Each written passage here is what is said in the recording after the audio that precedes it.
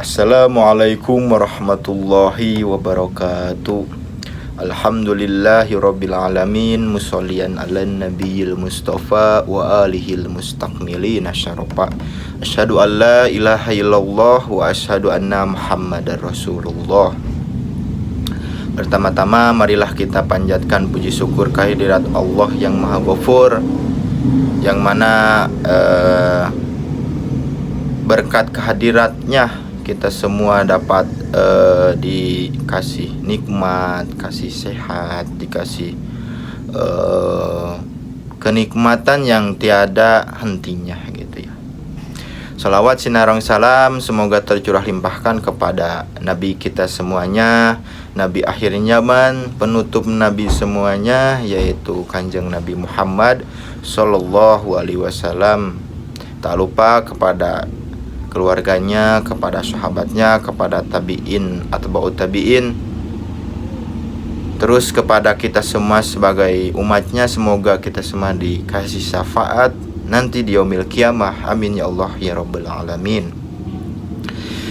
Agar tidak terlalu memperbanyak mukadimah ya, kita langsung saja. Yang pertama, perkenalkan, nama saya Muhammad Fahmi Zulzakir, NIM 21230019. Saya di sini akan mempresentasikan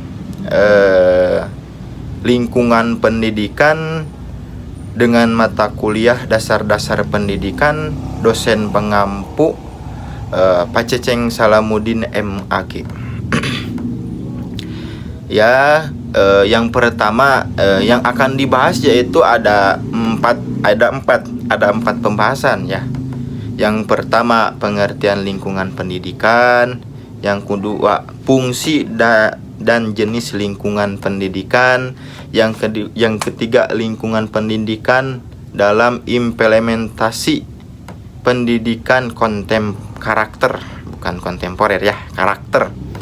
Terus yang ketiga, bentuk kolaborasi antar jenis lingkungan pendidikan dalam mengembangkan pendidikan era merdeka belajar. Ya, langsung saja ke pemateri yang pertama, yaitu pengertian lingkungan pendidikan. Lingkungan pendidikan dalam pengertian yang luas mencakup iklim dan geografis, tempat tinggal, adat istiadat, pengetahuan, pendidikan, dan alam. Jadi pengertian lingkungan itu ya yaitu suatu yang mencakup iklim dan geografis kepada tempat tinggal, kepada adat istiadat, kepada pengetahuan dan alam, dan lain sebagainya. Terus segala yang ada di sekitar anak, baik berupa benda-benda, peristiwa-peristiwa yang terjadi maupun kondisi masyarakat, itu juga udah termasuk kepada pengertian lingkungan. Terutama yang dapat memberi pengaruh yang kuat terhadap anak, yaitu lingkungan di proses pendidikan berlangsung dan lingkungan di mana anak bergaul sehari-hari ya. Terus yang seterusnya, jadi lingkungan pendidikan merupakan latar tempat berlangsungnya pendidikan gitu ya, khususnya pada lingkungan keluarga, lingkungan sekolah, dan lingkungan masyarakat, di mana sekolah itu berada di lingkungan pendidikan yang baik, yaitu yang dapat mendukung pencapaian tujuan pendidik secara optimal. Manusia sepanjang hidupnya akan mendapatkan pengaruh dari keluarga, sekolah, dan masyarakat ya, seperti itu. Terus yang seterusnya, lingkungan pendidikan dalam implementasi pendidikan karakter. Nah, pentingnya lingkungan pendidikan dalam implementasi pendidikan karakter mengadopsi konsep yang dikembangkan oleh Tobing, yang menjelaskan bahwa faktor penting dalam implementasi kegiatan pembelajaran adalah satu, manusia. Faktor manusia yang berkaitan erat dengan proses yang meningkatkan kapasitasnya atau proses belajarnya, hal ini mengindikasikan bahwa pendidikan karakter dipengaruhi oleh unsur manusia di dalam pendidikan karakter. Terus yang kedua, kepemimpinan. Parah yang sangat kritis yang harus dijalankan pemimpin adalah membangun visi yang kuat, visi misi yang kuat, tanggung jawab, yaitu visi yang dapat menggerakkan seluruh anggotanya organisasi untuk mencapai visi tersebut yang lebih maju, yang lebih baik ke depannya. Yang selanjutnya, teknologi. Ali menyatakan bahwa teknologi adalah penerapan sains secara sistematis untuk memanfaatkan alam di sekelilingnya dan mengendalikan gejala-gejala yang dapat dikemudikan oleh manusia dalam proses produktif yang ekonomis, ya. Terus yang seterusnya adalah organisasi. Udah pada tahu kan ya semuanya tentang organisasi. Organisasi berkaitan dengan penanganan aspek operasional dari aset-aset pengetahuan, termasuk fungsi, proses, struktur organisasi, formal dan informal, ukuran dan indikator pengadilan proses penyempurnaan dan rekayasa proses, ya. Terus yang ketiga, fungsi-fungsi lingkungan pendidikan. 1. Fungsi psikologis.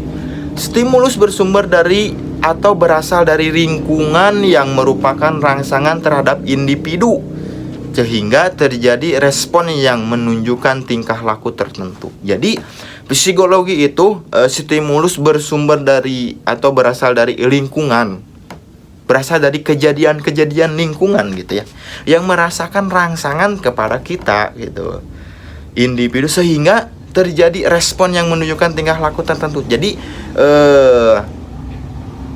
psikologis itu kan bersumber dari lingkungan yang mempengaruhi, yang menunjukkan tingkah laku kepada kita gitu. Terus yang kedua, fungsi pedagogis. Yang kedua, fungsi pedagogis. Fungsi pedagogis, lingkungan memberikan pengaruh-pengaruh yang bersifat mendidik, khususnya lingkungan yang sengaja diciptakan sebagai suatu lembaga pendidikan. Jadi pedagogis itu lingkungan yang memberikan pendidikan kepada kita semua. Contoh kecilnya, misalnya kita melihat seseorang yang sedang belajar, terus kita terpengaruhi bahwa kita juga pengen belajar, ya. Itu adalah fungsi pedagogis. Yang ketiga, fungsi instruksional. Fungsi instruksional, program instruksional merupakan suatu lingkungan. Ya. Jadi program instruksional itu program yang merupakan instruksional. Jadi kalau mau mengadakan pendidikan di lingkungan, jadi harus ada instruksionalnya. Ya, seperti itu. Yang keempat, masih di jajaran jenis-jenis pendidikan ya. Jadi jenis-jenis pendidikan lingkungan ada 3 jenis. Lingkungan pendidikan yaitu lingkungan keluarga, lingkungan sekolah, dan lingkungan masyarakat yang tadi di pengertian disebutkan ya. Di pengertian lingkungan atau di pengertian lingkungan pendidikan disebutkan bahwa jenis-jenis pendidikan ada 3, yaitu pendidikan keluarga, pendidikan sekolah, pendidikan masyarakat. Yang pertama, pendidikan keluarga. Pendidikan keluarga, dalam keluarga pendidikan berlangsung dengan sendirinya dengan tatanan yang berlaku di dalamnya, tanpa harus diumumkan dan dituliskan terlebih dahulu, serta kehidupan keluarga selalu mempengaruhi perkembangan budi pekerti atau akhlak setiap manusia. Jadi lingkungan pendidikan itu semodel kayak orang tua ngedidik kepada anaknya gitu ya. Jadi sebenarnya pendidikan itu yang harus dididik kepada anaknya itu adalah orang tuanya. Kusabab orang tuanya tidak mampu untuk mendidik kepada anaknya, maka orang tuanya menyerahkan kepada sekolah gitu ya, kepada sekolah, kepada lembaga-lembaga dan lain sebagainya itu untuk mendidik kepada anaknya agar anak-anaknya menjadi seorang pendidik ya, seperti itu. Terus yang kedua, lingkungan pendidikan sekolah. Nah, udah pada tahu kan lingkungan pendidikan sekolah? Lingkungan pendidikan sekolah merupakan pelengkap pendidikan keluarga ini, memiliki peranan dan fungsi pendidikan sekolah yang sangat penting sesudah keluarga tuh. Yang tadi disebutkan sesudah keluarga. Menurut Muhammad Atiyah Al-Abarosi, pendidikan sekolah berfungsi untuk membantu keluarga menanam nilai-nilai pendidikan kepada anaknya yang berhubungan dengan sikap, kepribadian, mulia, serta pemikiran. Jadi lingkungan pendidikan itu bukan cuma mendidik tentang pelajaran-pelajaran yang sudah ditentukan oleh sekolah, tapi pendidikan sekolah itu menerapkan seperti akhlak, moral, perilaku yang baik kepada umur yang di atas kita, atau kita bisa menghargai umur yang di bawah dari kita. Nah, sekolah itu bisa mendidikan seperti gitu. Oke, lanjut kepada lingkungan pendidikan masyarakat. Lingkungan pendidikan masyarakat, pendidikan masyarakat terjadi secara tidak langsung, dalam arti anak mencari pengetahuan dan pengalaman sendiri, mempertebal keimanan serta keyakinan sendiri akan nilai-nilai kesusilaan dan keagamaan dalam masyarakat.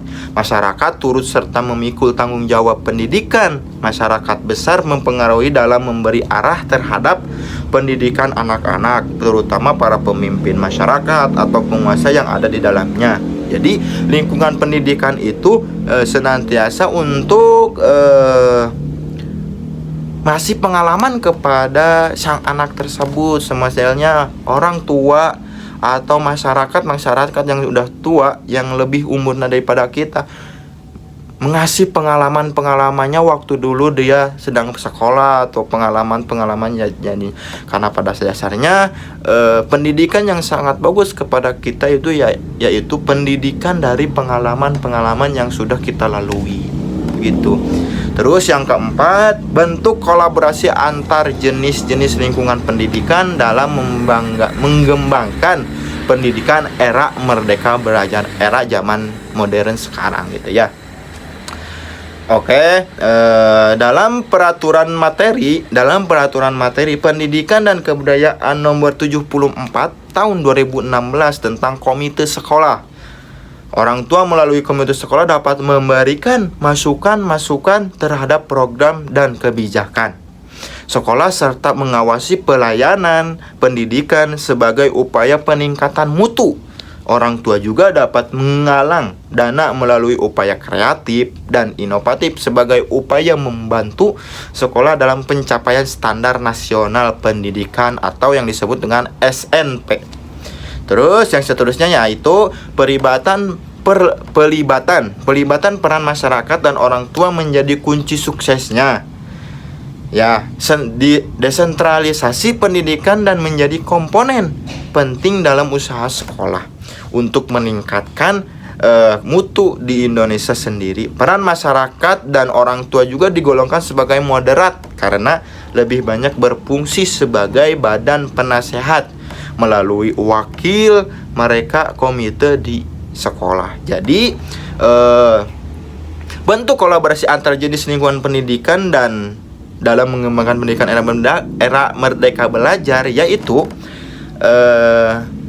masyarakat dan orang tua bisa ada kaitannya, ada hubungannya sama sekolah gitu, sama pendidikan yang ada di sekolah ya, terutama di zaman sekarang yang mengambil kurikulum era merdeka belajar ya. Jadi kolaborasi antar orang tua siswa, masyarakat sama sekolah itu jadi bisa kolaborasi, bisa memberikan suatu yang membuat yang bagus ya, yang bagus kepada si anak itu tersebut, si siswa atau si siswi itu tersebut ya, seperti itu ya. Sekian yang bisa sampaikan, yang bisa saya bisa sampaikan ya.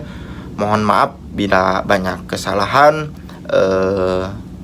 Semoga manfaat kepada kalian semua, umumnya kepada kalian semua, khususnya kepada saya pribadi ya. Sekian presentasi dari saya. Wallahul muwafiq ila aqwamit thoriq. Wassalamualaikum warahmatullahi wabarakatuh.